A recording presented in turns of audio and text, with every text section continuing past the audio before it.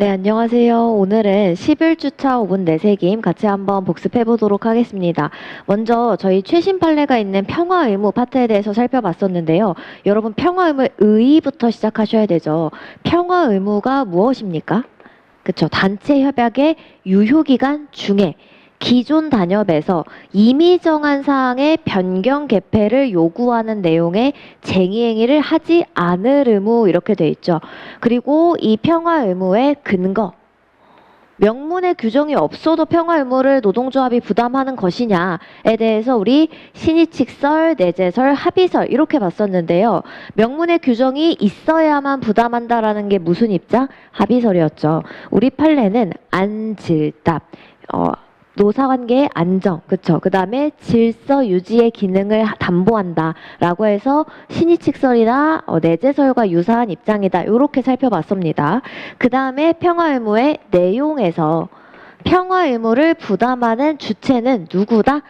노동조합이죠.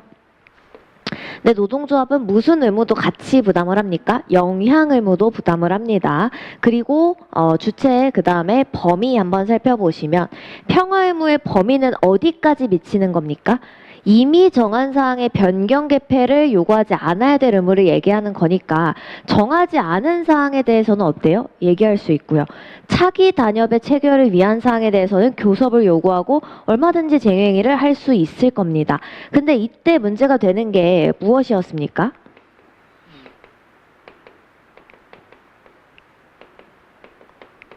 기존 단협에서 정한 과거 근로 조건에 대해서 사용자가 교섭할 의무가 있는가, 그렇죠?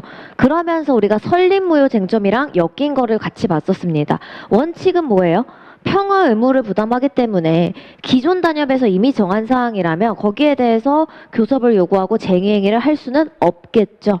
근데 예외적으로 어떤 상황? 기존 단협이 무효라고 볼 만한 사정 플러스 그로 인해서 적법하게 교섭을 요구한 노동조합의 교섭권이 제대로 행사되지 않았다는 그런 사정이 다 인정이 된다면 어떡합니까? 사용자는 평화 의무가 있다거나 그게 단순히 과거의 근로조건이다라는 이유만으로 교섭을 거부할 수는 없을 것이다. 그러니까 평화 의무에도 불구하고 이런 것들이 인정되면 과거 근로조건에서 이미 기존 단협에서 정한 거라고 하더라도 어때요? 새로이 교섭을 하고 그 다음에 다시 단체 협약을 체결하고요. 그리고 여기에 대해서 사용자가 교섭에 정당한 이유 없이 불응하면 그게 뭡니까? 그쵸. 교섭 거부의 분호가 될 수도 있고요. 그 다음에 노조가 교섭을 요구하다가 이제 결렬이 되거나 하면 뭐에 나아갈 수도 있겠다? 쟁의행위에 나아갈 수도 있을 겁니다. 그 다음에 우리가 단체 협약상의 여러 조항을 봤는데요. 중요한 조항을 한번 꺼내 볼게요.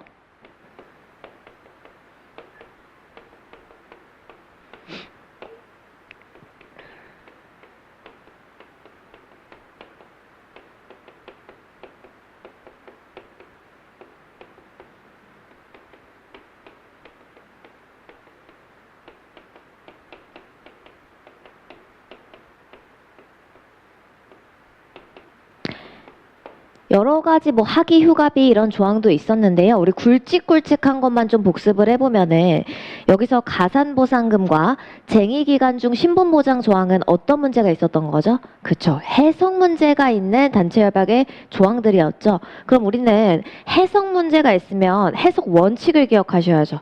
동경, 목사. 문헌의 내용, 동기, 경위, 목적, 당사자의 진정한 의사를 종합해서 판단을 하고요. 모금지, 불리한 변형 해석을 금지합니다.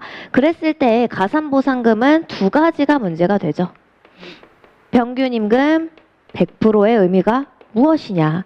그 다음에 가산보상금을 적용받게 되는 해고의 범위가 어디까지냐. 그랬을 때 우리 평균 임금에서 조금 더 주목해서 살펴봤던 건 뭐였죠? 당사자의 진정한 의사. 부당해고로 판명되었을 경우에 신속히 원직에 복직시킬 수 있도록 하는 거. 부당한 징계를 억제함과 동시에 그런 취지가 있다는 것을 고려하면 이 평균 임금 100%는 어떻게 해석할 것이다? 해고 시점부터 복직될 당시에 소급 임금의 100%를 추가로 지급하는 것이다. 그 다음에 적용 범위 한번 보시면요. 적용 범위에서는 우리는 뭐를 살펴봤습니까? 단체 협약의 편제, 체계를 살펴봤죠. 인사편에는 뭐 징계, 개별 근로자의 해고, 그걸 정하면서 가산보상금도 인사편에 뒀고, 고용보장편에 따로 떼서 경영상 해고를 정한 것을 살펴보면은 이 가산보상금이 적용되는 해고는 경영상 해고가 아니라 개별 근로자에게 행해지는 징계 해고나 뭐 통상 해고 이런 것들을 얘기할 것이다. 이렇게 해석이 됐었고요. 그 다음에 쟁의 기간 중 신분 보장 조항에서는 무엇이 문제됩니까? 징계를 할 수 없다 해서 이때 징계 의미가 그냥 사유를 불문하고 일체의 징계를 할 수 없는 것인지 아니면 쟁의와 무관한 개인적 일탈이거나 쟁의권에 실질적으로 영향이 없는 징계라면 할 수 있다고 볼 것이냐. 그렇죠? 왜냐하면은 이때 쟁의 기간 중 신분 보장 조항은 단체 행동권의 실질적인 행사를 보장하려는 취지인데 거기에 영향을 주지 않는 거면 징계할 수 있는 거 아니야? 우리 판례는 뭐라고 합니까? 그렇죠. 만약에 이렇게 해석을 하게 되면은 단체 행동권의 실질적 보장을 목적으로 하는 이 규정의 취지가 무색해질 것이고 그리고 쟁의 행위에 대해서는 헌법 33조 1항에 따라서 불이익 취급 금지되고 있기 때문에 일체 징계가 다 금지된다고 해석하는 것이 맞을 것이다. 이렇게 봤었습니다. 그 다음에 산재유족 특별채용 조항은 해석 문제가 있는 건 아니죠. 이건 뭐가 문제입니까? 이런 조항을 체결하는 게 가능해? 어디서 시작하셔야 된다? 협약자치. 협약자치의 원칙상 임의적 교섭상 얼마든지 교섭하고 협약 체결할 수 있습니다. 뭐만 아니면 돼요? 민법 103조 강사 위배가 아니면 됩니다. 그랬을 때 두 번째 문제, 근데 단협에 민법 103조를 적용해도 되는 거야? 적용해도 된다. 다만 법원의 후견적 개입 신중해라 이렇게 얘기를 하죠. 그랬을 때 103조에 위반하는지는 어떻게 판단합니까? 채용의 자유를 과도하게 제한하는지, 그렇죠? 그 다음에 채용의 공정성을 현저히 해하는 결과를 초래하는지 이거를 가지고 판단하는데 그거를 판단하는 요소들은 뭐가 있어요? 그렇죠? 이경, 목수, 적합요, 내 기준, 형수, 불이익 이렇게 그런 단협을 체결한 이유나 경위 목적과 수단의 적합성, 그 다음에 그때 채용 형태라든지 산재유적 특별채용 조항에 따라서 채용된 근로자의 수, 그 다음에 여태까지의 뭐 유지기간, 일반 구직자한테 미치는 불이익 이런 것들을 종합해서 그게 채용의 자유를 과도하게 제한하거나 공정성을 어떻게 한다? 현저히 해하면 민법 103조 위반이라고 볼 여지가 생긴다. 이렇게 정리를 했었습니다. 그래서 여러분들 단협 해석 조항에서는요. 여기서 여러분이 해석론을 앞에다가 좀 써주셔야 되는 것들. 그 다음에 협약자치 원칙을 앞에 좀 써주셔야 되는 것들. 요렇게 정리를 해주시면 좋을 것 같고요. 그 다음에 우리 단체 협약의 효력 확장. 지역적 구속력 확장을 복습 쟁점으로 드렸는데 아시는 건 둘 다 정리를 하셔야 됩니다. 35조와 각각 36조에서 시작을 하고요.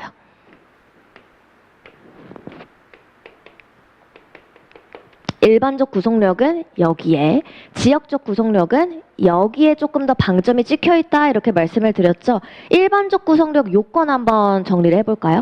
하나의 사업 또는 사업장에 동종의 근로자 반수 이상이 하나의 단협에 적용을 받게 되면은 그때는 어때요?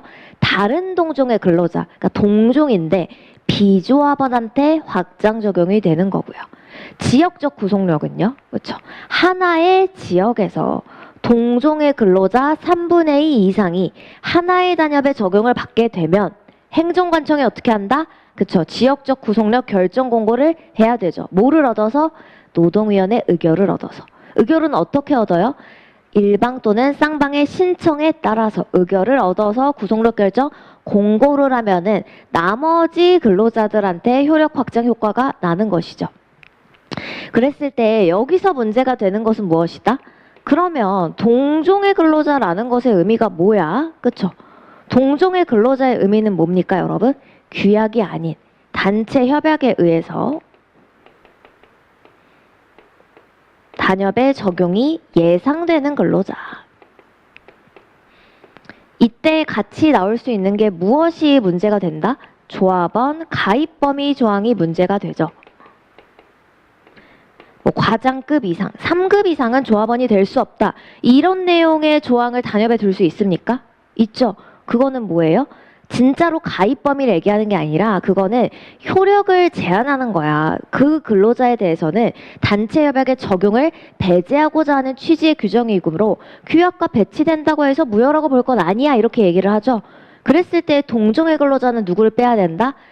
조합원 가입법이 조항에 의해서 조합원 가입이 불가한, 단협상 가입이 불가한 뭐 과장급 이상, 3급 이상은 빼고 나머지 기준으로 반수 이상이면 어때요? 충족이 되는 거죠. 그래서 우리 수업 때 예시로 들었던 그 문제로 잘 정리를 해주시면 좋을 것 같고요. 지역적 구속력에서는 누가 문제가 됩니까? 소수노조. 좀 더 정확하게 표현하면 협약 외 노조가 문제가 되죠. 지역이라는 건 무슨 지역? 하나의 노동시장을 형성하고 있다고 볼 수 있는 지역을 얘기하는 건데요. 그때 사업주는 사업 사용자 단체에 협약 관련해서 권한을 위임을 했는데 노조는 협약 관련해서 위임하거나 관여하지 않은 거예요. 그때 그 협약의 노조가 기존에 이미 별도로 체결한 단협이 유효하게 존속하고 있다면 차기의 단협 좀 더 유리한 조건을 얻기 위한 거, 갱신을 위해서 교섭을 요구하거나 쟁의행위를 하는 데까지 이 지역적 구속력이 영향을 준다 안 준다? 그쵸, 거기까지 주는 것은 아니다. 그러니까 우리 부산 택시노조 사건이었죠. 기존의 택시노조가 협약을 유효하게 체결해서 존속하고 있다면 얼마든지 새로운 단협, 갱신을 위해서 교섭 요구, 단협, 그리고 쟁의행위 이런 것들 하는 거 영향받지 않습니다. 그래서 이런 문제가 나오면 여러분들은 먼저 뭐를 판단해 주신다? 그쵸? 이 요건을 충족했는지. 근데 일반적 구속력은 요건 충족 여부 자체의 문제를 풀 거니까 여기에 방점을 찍어주시고 지역적 구속력은 요건을 충족해도 여기까지는 효과가 안 미쳐. 그러니까 지역적 구속력 요건은 충족했다라는 거를 반드시 포섭을 해주셔야 될 겁니다. 그 다음에 단체협약 실효 한번 가보시면요. 어디서 시작하셔야 됩니까? 단체협약의 유효기간을 정한 의의와 취지. 32조 1항 2항에 따라서 3년으로 제한이 되고요. 그때 취지는 뭐예요? 시의에 맞게 구체적이고 타당성 있게 단체협약을 조정해 나가자라는 게 취지입니다. 그때 유효기간이 만료되면은 경우의 수가 어떻게 된다? 원칙이 있고요. 실효되는 게 원칙인데 만약에 아무런 효력과 관련된 별도의 조항을 두지 않았다면 32조 3항에 따라서 3개월이 연장될 수 있을 거고요. 공백을 막기 위해서. 그 다음에 별도 조항이 있으면 어떤 조항을 들 수 있습니까? 자동 갱신 조항. 갱신은 기존 단협이랑 똑같은 게 한 번 더 진행이 되는 거예요. 연장은요? 똑같은 게 아니라 일정 기간 동안 효력을 연장하는 거고요. 그리고 우리가 주로 보게 될 거 불확정 기한부 연장 조항은 뭐예요? 새 단협이 체결될 때까지. 근데 언제 체결될지 알 수 없잖아요. 그때까지 자동으로 연장하는 조항을 둘 수 있다. 32조 사망에 따라서, 사망 단서에 따라서. 근데 그때 너무 길게 그렇게 되면은 당사자가 부당하게 구속될 수 있고요. 새 단협 체결이 오히려 더 지연될 수 있으니 부당한 구속에서 벗어나서 새 단협 체결을 촉진하기 위해서 뭐를 행사할 수 있다? 6개월 기간을 둔 해지권을 행사할 수도 있고요. 이때 불확정기한부 자동 연장 조항에 의해서 연장이 되면 그것마저 일률적으로 3년으로 제한되지는 않고요. 해지권을 행사할 수 있는데 이건 강행 규정이기 때문에 단협은 어떻다? 무효이다. 이랬을 때 문제가 나오는 건 뭐예요, 여러분? 문제 상황 다시 한번 정리해 보면요. 유효기간이 끝났을 거예요. 그래서 원래는 실효돼야 되는데 무엇이 있을 것이다? 불확정기한부 자동 연장 조항에 의해서 연장이 되고 있어요. 근데 그런 상황에서 사용자가 뭐를 행사한다? 6개월 기간을 맞춰서 해지권을 행사합니다. 그럼 어때요? 진짜 실효되죠. 이 실효된 후에 무엇이 문제될 수 있다? 그쵸? 규범적 부분. 쟁의기간 중 신분보장 조항이라든지 징계 절차 조항, 뭐 징계위원회 노사 동수 구성 이런 것들이 여전히 효력을 가지죠. 그쵸? 단체 협약이 실효되었어도 규범적 부분은 어때요? 근로계약의 내용이 되어서 새 단협이 체결되거나 개별 근로자의 동의를 받지 않는다면 여전히 노사관계를 규율하고요.